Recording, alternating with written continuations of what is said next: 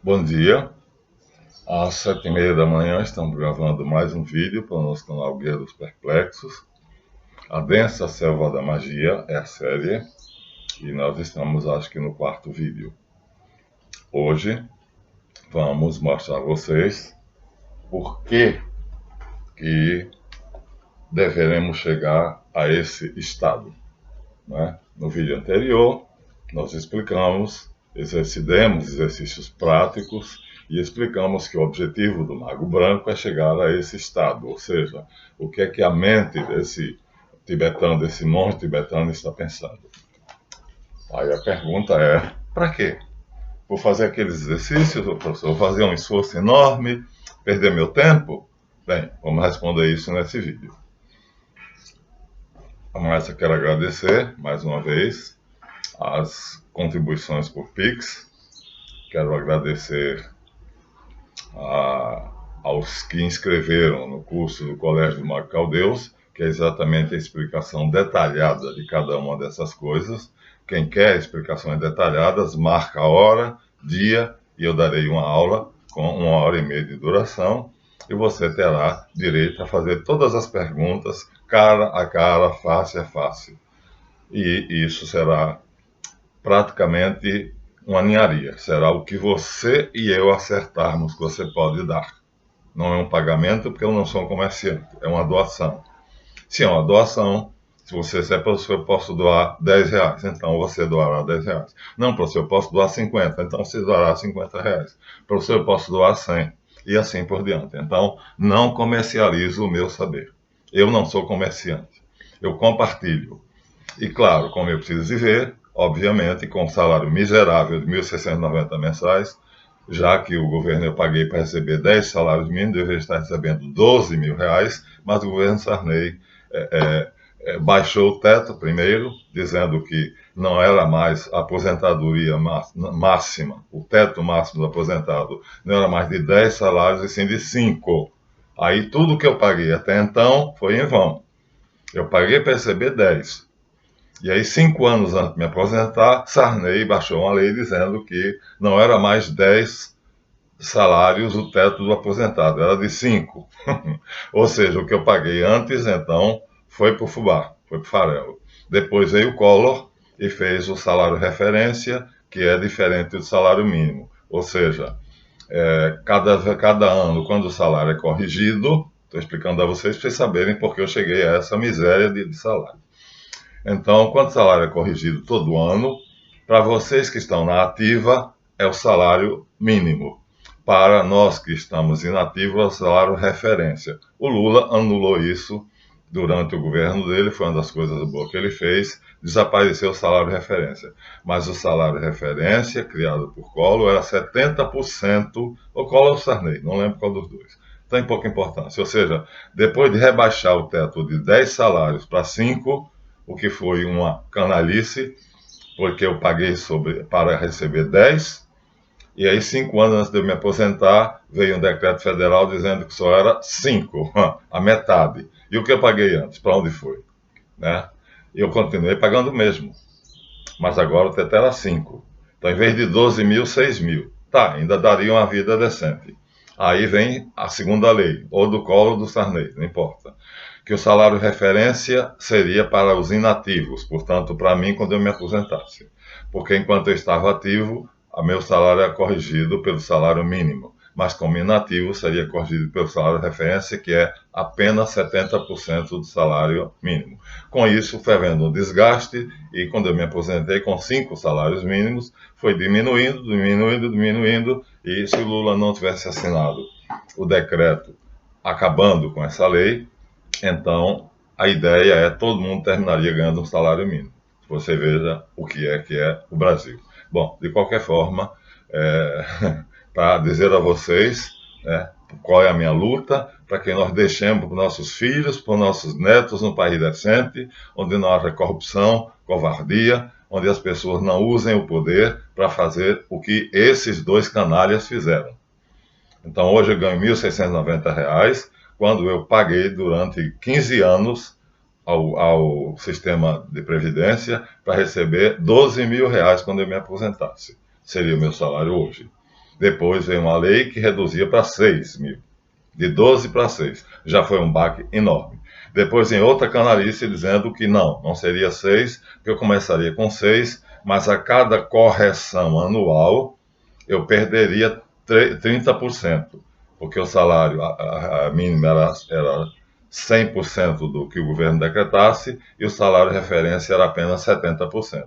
Assim eu cheguei a R$ 1.690. Então, vamos ao nosso vídeo. Por isso eu peço o Pix, a ajuda de vocês, as doações, até chegar à monetização. Se inscrevam, por favor, se inscrevam. Se inscrevendo eu poderei chegar.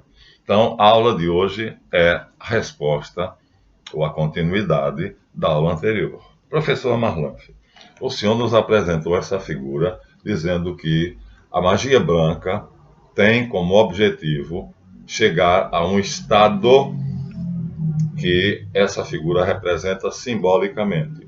Por que simbolicamente? Porque nós não podemos saber o que é que está na cabeça dele. O que é que está na cabeça dele? Espera aí que eu vou dizer já. Vou mostrar outros. Não só na dele, né?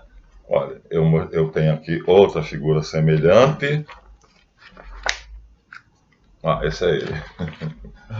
Tem outra figura semelhante que está também na mesma coisa, ó, querendo, está na cabeça dele, tentando, não importa o corpo, o que importa é o que está passando na cabeça dele. Tem outras figuras, vamos a elas? Figuras aqui é o que não falta, ó. Essa aqui, tá vendo? O que é que está passando na cabeça dele? Por que é que ele fez aqueles exercícios tão demorados, com tanto afinco para chegar a essa posição, que não importa o corpo, porque o que importa é o que está na mente dele, chegar a 10 ciclos e meio por segundo. Lembram?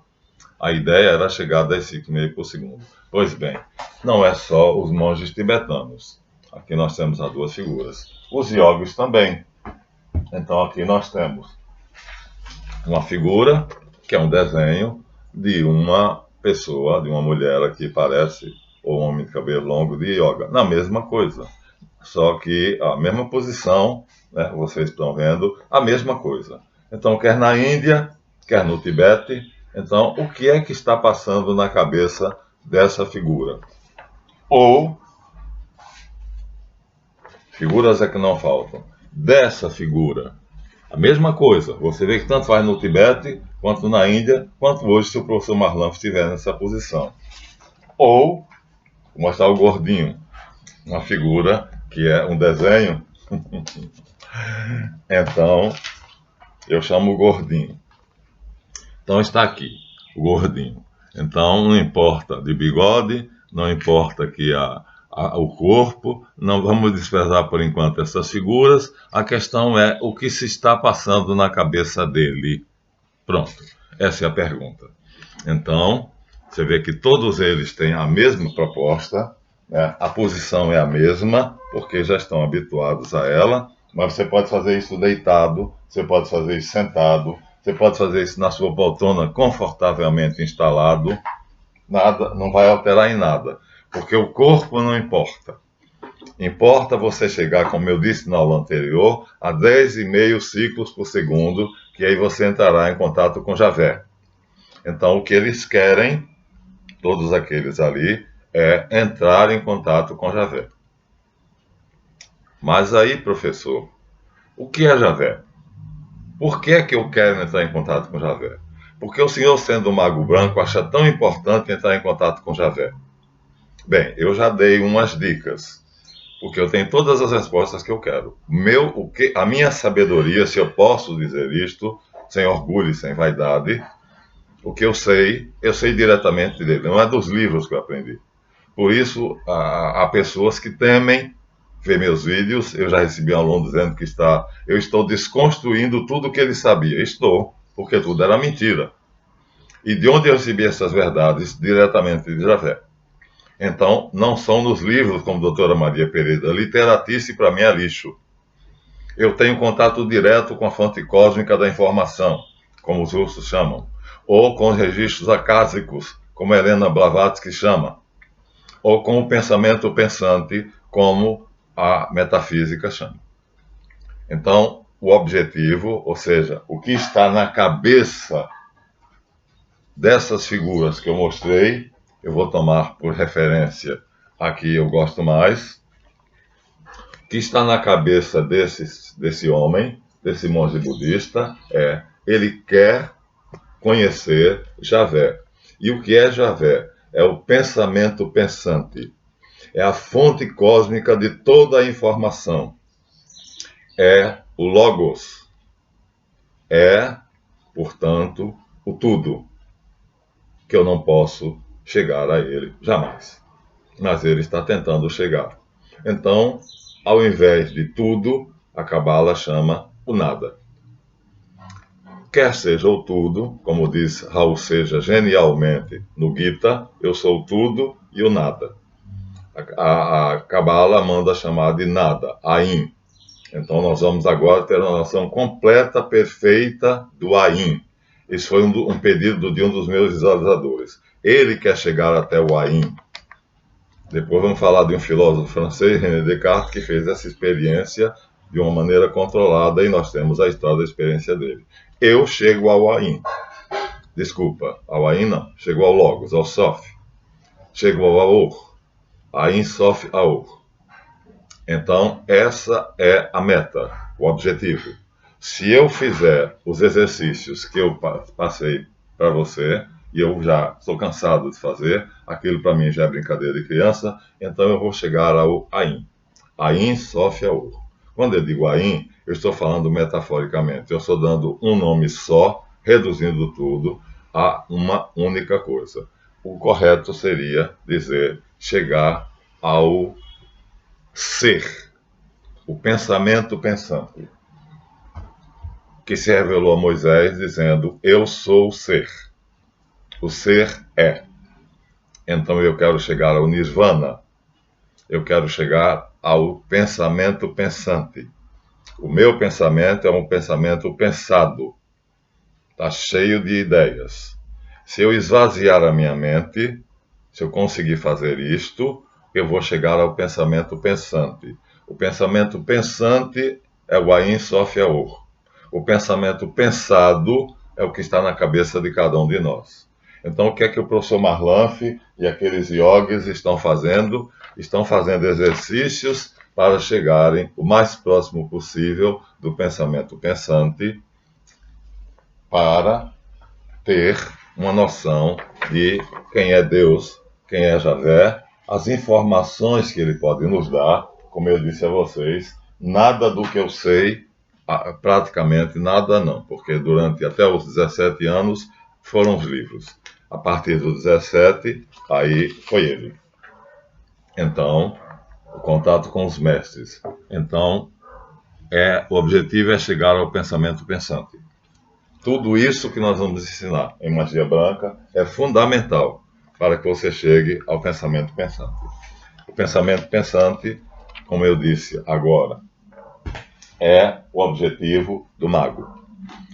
Quer seja do monge tibetano, eu vou mostrar mais a figura, já vimos de sobra, quer seja do yogi, e não importa a posição, a história ali de botar o corpo naquela posição, tanto faz. O católico reza de joelhos, o muçulmano reza de bunda para cima, cabeça na terra, né? E o judeu reza com os braços abertos, olhando para o céu. Não importa a posição é absolutamente desimportante, vou usar o termo aqui. O que importa é o que está aqui. Os meus neurônios cerebrais terão que chegar a 10,5 ciclos por segundo. Não esqueçam.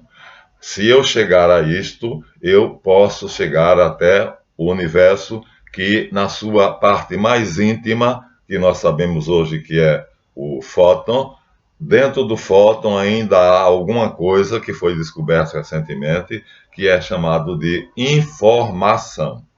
Ou seja, minha mente pensa e esse pensamento é informação. E no mais íntimo de cada coisa do universo, seja o que está aqui à minha volta, seja as galáxias, a parte mínima de cada ser existente é a informação. É o pensamento puro, é o eu sou.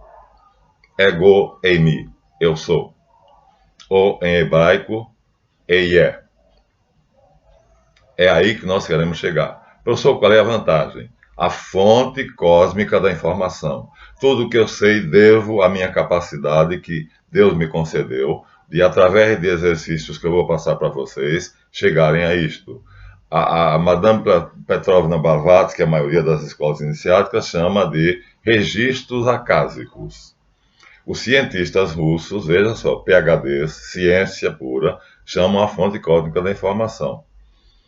A filosofia chama o pensamento pensante. Ele pensa a si mesmo. Ele não pensa só nas coisas. Tudo que existe está dentro do pensamento dele. Ele é o tudo e o nada, como diz o Gita.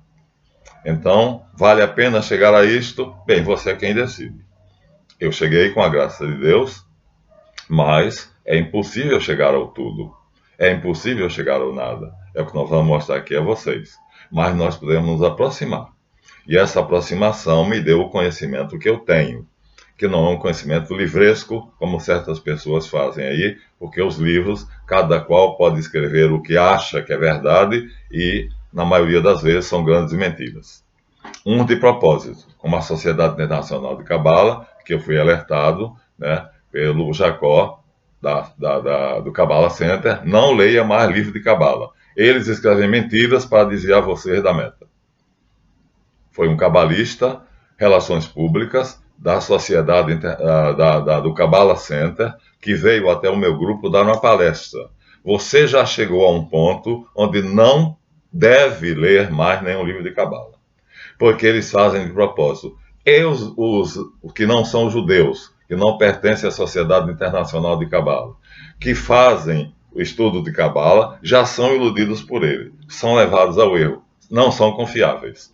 Algumas coisas são verdades, outras não são. Ou seja, jamais você encontrará em um livro de Cabala a verdade sobre a Cabala. Por quê? Se não for membro da Sociedade Internacional de Cabala, ele está seguindo a via errada que lhe foi indicada pelos livros preciosos, o Sefer HaZohar, o Sefer Yetzirah, o Sefer Bahir e outros que foram escritos pela Sociedade Internacional de Cabala, não importa com que nome. Quem foi o escritor, não importa. Se Isaac Luria, se o Shimon HaLevi, não importa. O fato é que eles nos desviam da verdade. Eles escrevem coisas erradas para nos desviar. Foi essa a advertência que eu recebi de um homem nobre, judeu, Jacó, se chamava o Dinossauro, pertencente ao Cabala Center, que quer retificar isto, que diz não é justo que a gente fique com uma riqueza, com um tesouro, que é o maior tesouro que o povo judeu conseguiu. Deus concedeu a Moisés ter esse conhecimento. Deus concedeu a Abraão ter esse conhecimento. Deus concedeu aos profetas Elias, Isaías, Amós ter esse conhecimento. Deus me concedeu ter esse conhecimento. Então é um dom de Deus. Mas nosso esforço é indispensável. Então, como eu disse, resumindo, o que nós demos na aula passada são exercícios primários. É o começo para chegar ali. Aquela posição não importa. Você pode fazer deitado. Eu costumo fazer hoje em dia, eu deito na minha cama, fico na posição que eu chamo de avião, os braços ao longo do corpo, e o que importa é o que está acontecendo aqui. Aqui existe uma atividade que são as assembleias neuronais, que são cada neurônio reunido com outro neurônio, 10, 12, 20 neurônios. Já mostrei a vocês neurônio na aula passada, é só voltar para o vídeo, vocês vão ver um neurônio, várias vezes eu mostrei, depois mostrei 4 neurônios, mostrei um em close, depois mostrei 4 numa assembleia neuronal, ou seja, a certa distância. Então aqui, cada neurônio forma, junto com outros, uma assembleia neuronal, um time de futebol. E essa assembleia neuronal pensa, essa é a palavra. E ao pensar, nós estamos então fazendo o mesmo que Deus. Deus pensa. O verbo, O logos é o pensamento pensante, o pensamento que pensa nele mesmo, porque ele é tudo. Ele não pode pensar em nada fora dele, porque não existe fora dele, só existe ele. Então tudo está nele, portanto ele pensa nele, e ao pensar nele e ao se conhecer, ele sabe tudo. E quando você atingir esse estado e chegar até ele, pela graça e pela misericórdia e pela bondade dele, porque não é apenas o esforço humano, eu fiz a minha parte e o resto foi a misericórdia, a graça e a bondade dele. Sem a graça dele, sem a misericórdia dele, é um dom, é dado, mas ele exige de nós um esforço. Então, vale a pena? Bem, você aqui sabe. Os meus vídeos estão aí, para que você veja. De onde é que eu tirei esse conhecimento? Da fonte cósmica da informação, na terminologia dos cientistas russos. Todos eles PhD. Biólogos, bioquímicos, médicos, anatomistas, técnicos em arquitetos, todos eles PhDs. Chegaram à conclusão que há um lugar no universo chamado a fonte cósmica da informação. É o interior de cada ser. A parte mais íntima do ser foi essa grande descoberta. É uma informação. Porque a informação se torna informação e essa informação se torna forma. Toma forma. É assim. Mas tudo começa de uma informação. E aí ter acesso a essa informação é sair do mundo da forma. Por exemplo, isso aqui é uma forma. Ó, é uma forma. Mas essa forma passou por 3 fases. Ela é, lá no íntimo dela, uma informação, que se tornou informação. Ou seja, ela se movimentou de informação para informação. E, finalmente, no terceiro movimento de informação para formação, ela se tornou forma. Pronto. Então eu tenho que para chegar a conhecer a verdade, a forma é o aspecto exterior. Enganoso, falso. Eu tenho que chegar à informação para já ter uma ideia mais aproximada da verdade. E não basta. Eu tenho que ir mais fundo para chegar na informação. Isso, minha gente, é ciência. Hoje em dia já tive o prazer de ler cientistas que chegaram à constatação científica de que no universo tudo é informação. E quem quiser é só aprofundar-se nos estudos da Universidade Presbiteriana Mackenzie, Universidade Presbiteriana Mackenzie. O nome do estudo da escola é o Projeto Inteligente, do Intelligent Design. Então, como eu disse que tudo que é físico tem uma equivalência metafísica, vamos dar a você uma ideia do que é. Eu posso dar, porque eu vou lá. Então, a melhor ideia que você pode fazer, o mais próximo que você pode fazer, fisicamente, é imaginar o espaço. Eu estou aqui no espaço.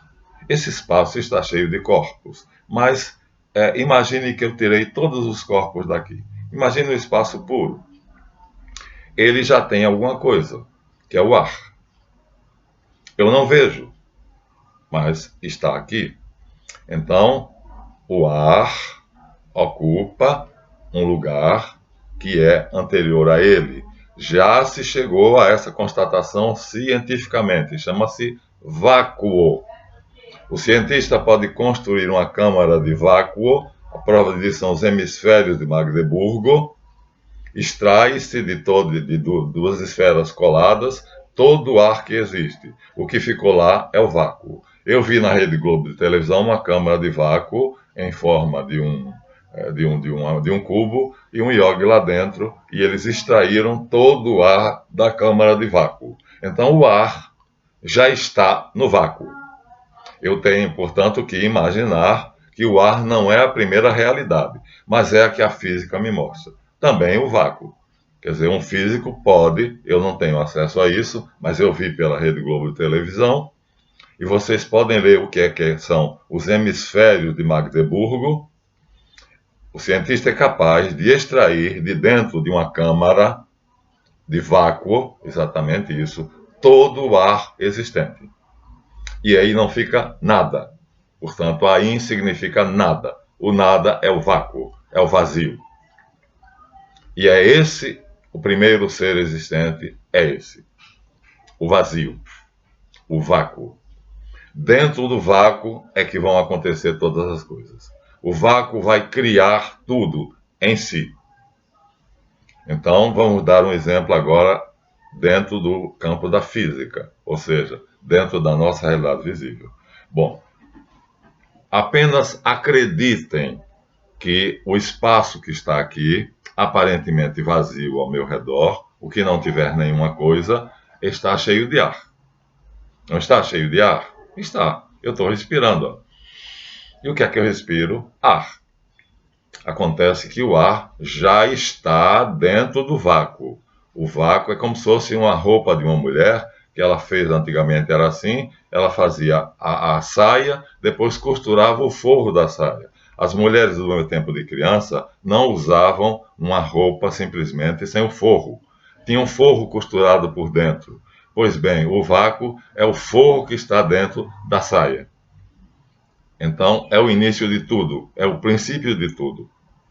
É a realidade primordial. O vácuo é o nada, é o Ain. É a partir dele que ele tira de dentro de si tudo. Então, vou mostrar a vocês fisicamente vamos dizer assim, uma noção para que vocês tenham uma ideia do que é. Mas não posso partir do vácuo, porque eu teria que ser um cientista, ter aparelhos especiais para produzir uma câmara de vácuo. E também vocês não veriam nada lá dentro, porque até o ar é retirado. Tira-se tudo. E o que fica? Nada. Nada.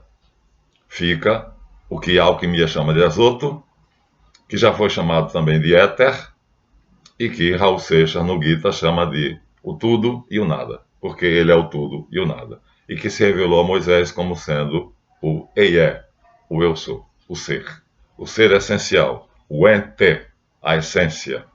Tudo mais é acidental, só ele é essencial. Então vamos dar um exemplo.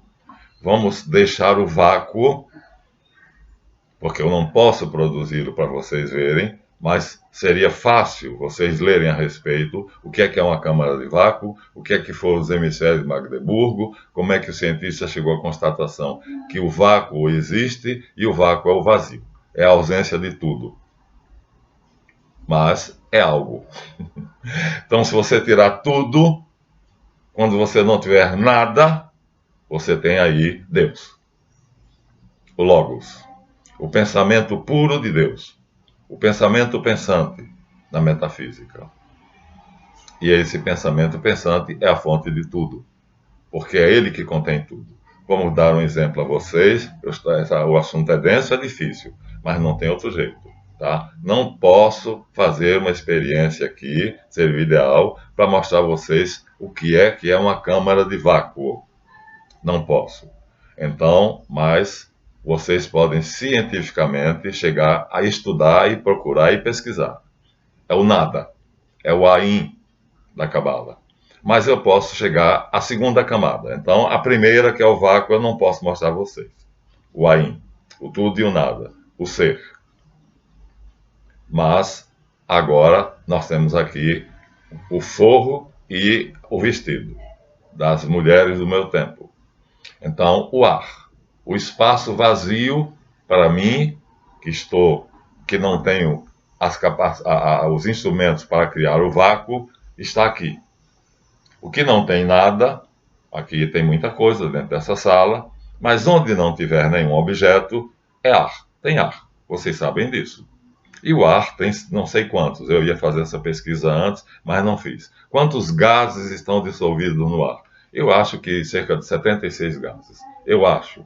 Assim, se a minha memória não falha. Mas qualquer um de vocês pode pedir ao Google e através do search, da busca, vocês vão ver.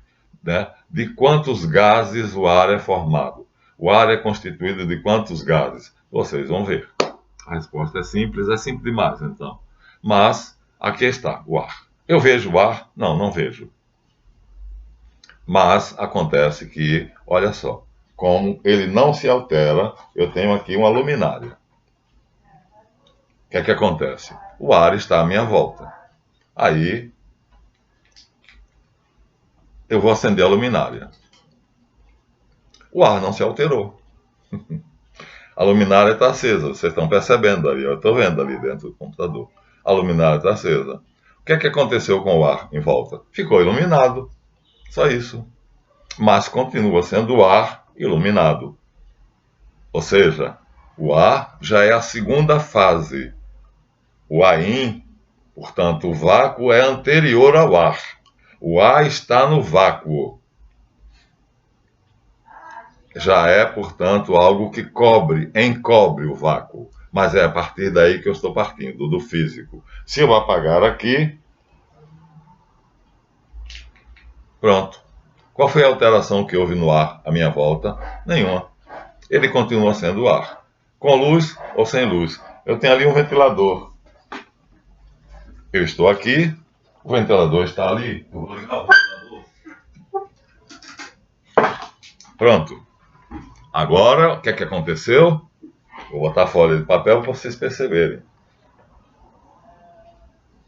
Ó, o vento venta. O ventilador se chama ventilador porque ele venta, ó. Tá vendo, ó? Mas o que é que aconteceu com o ar? Nada. Ele continua. Só que em movimento, porque vento é o ar em movimento, por definição, nas ciências físicas. O vento é o ar em movimento, ó. Essa folha de papel submetida à ação do ventilador, do vento, ó. Tá vendo, ó? O ar está movimentando, o ventilador está movimentando o ar e produzindo assim o que nós chamamos fisicamente o vento. O vento é o ar em movimento. Mas em que foi que houve substancialmente mudança no ar? Nenhuma. Continua sendo ar. Só que agora ele se tornou vento. Ou seja, através do ventilador, tá vendo, ó? Vou fazer uma terceira experiência, já perceberam? Então, se eu acendo uma luminária, há luz. E o ar, se estivéssemos de noite e eu apagasse todas as luzes, essa sala ficaria no escuro. Mas o ar estaria aqui. Quando eu acendo a luz, aí eu percebo que o ar fica iluminado. Entendem? Eu espero que estejam entendendo. Agora vou fazer uma outra experiência. Eu tenho aqui um bastão de incenso. Preparei para isso. Vou colocar o bastão de incenso aqui e vou acender. Vou ter que desligar o ventilador, senão não acenderei. Então já provei com duas formas físicas que o ar não se altera se eu colocar uma substância nele. Agora eu vou provar por outra. Vocês podem fazer em casa. Olha aqui.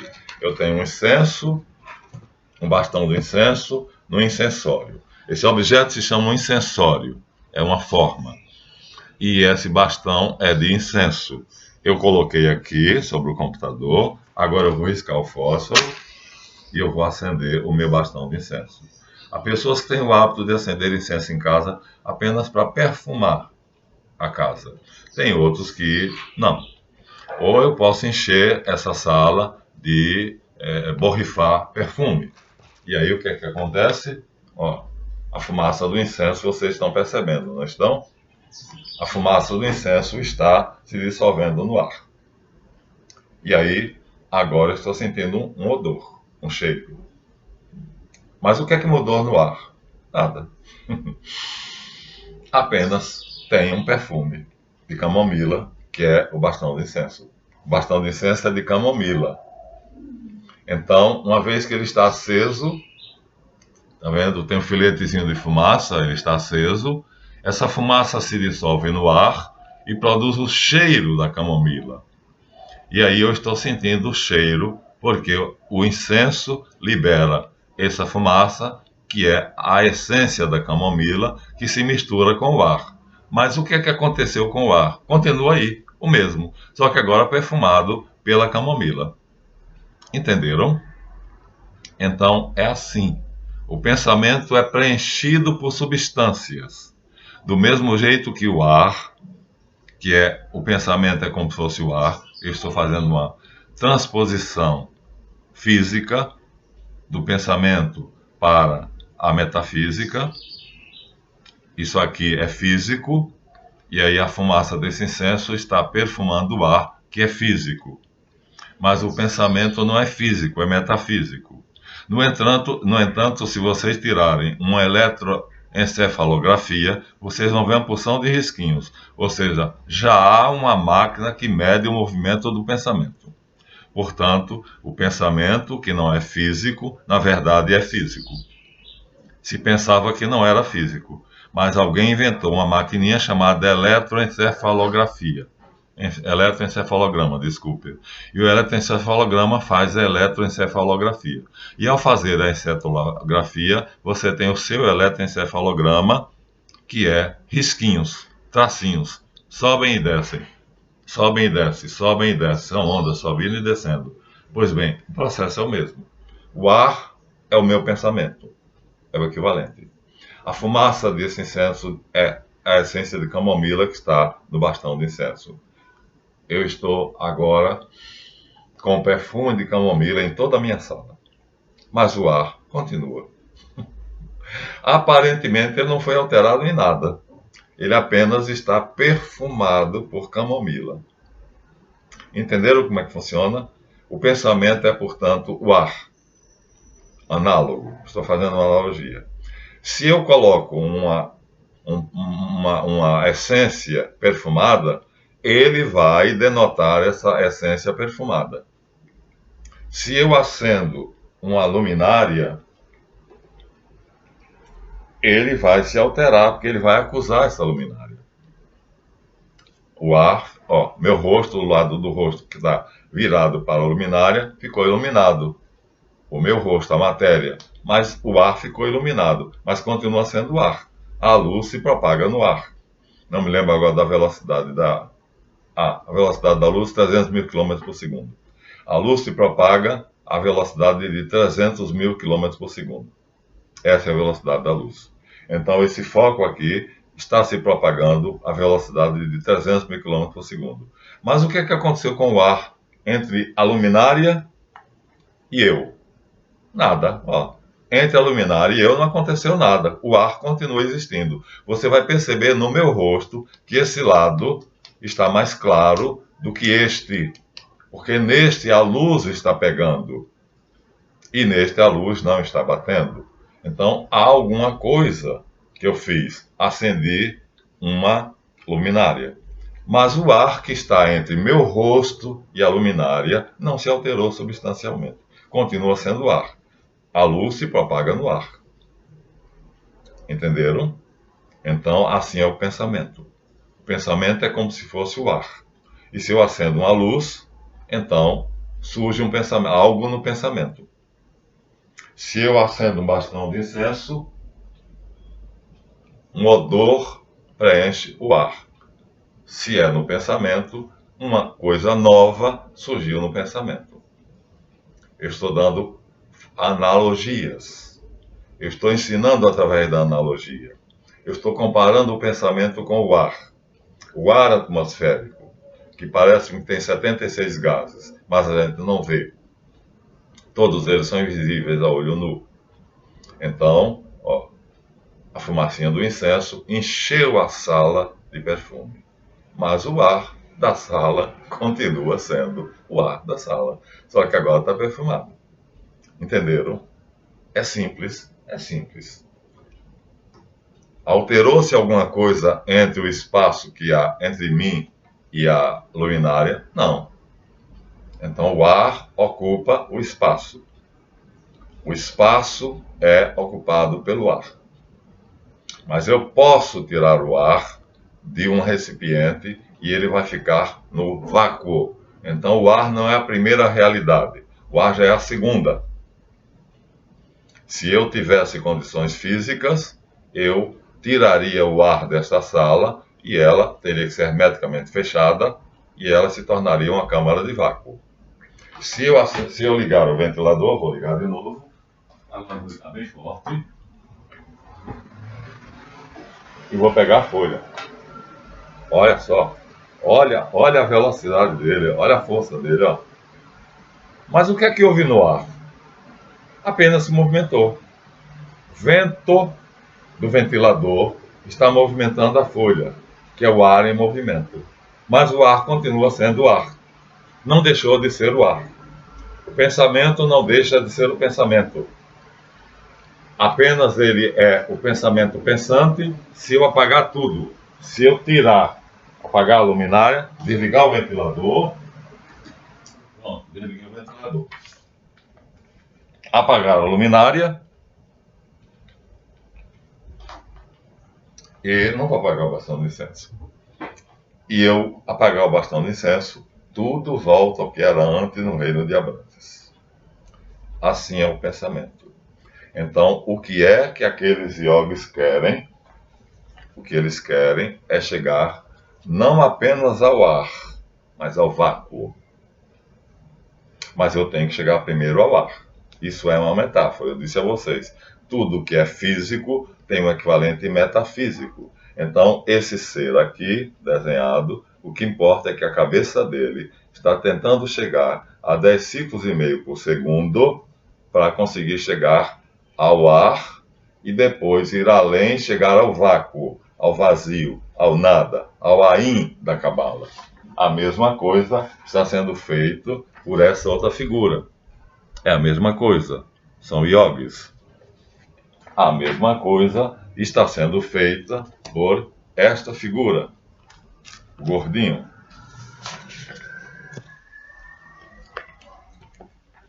O que ele quer é chegar ao pensamento pensante. Porque o que nós temos na nossa mente é o pensamento pensado.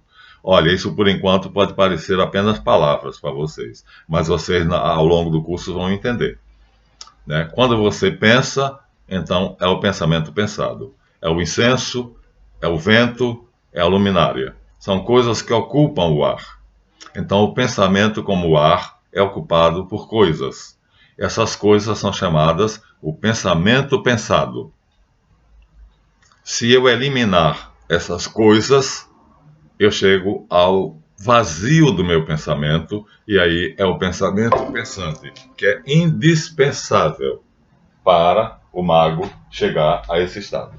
Por isso eu disse a vocês, temos de fazer aqueles exercícios com todo o empenho. Pratiquem, para que vocês possam chegar ao pensamento pensado, conscientemente. Primeiro tomar consciência do pensamento pensado, depois chegar ao pensamento pensante. Essa é a meta. Esse é o objetivo. Então,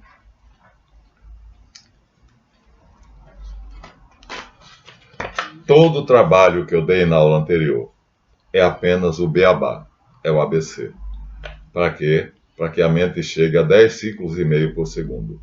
Se ela chegar a isso, eu estarei em alfa.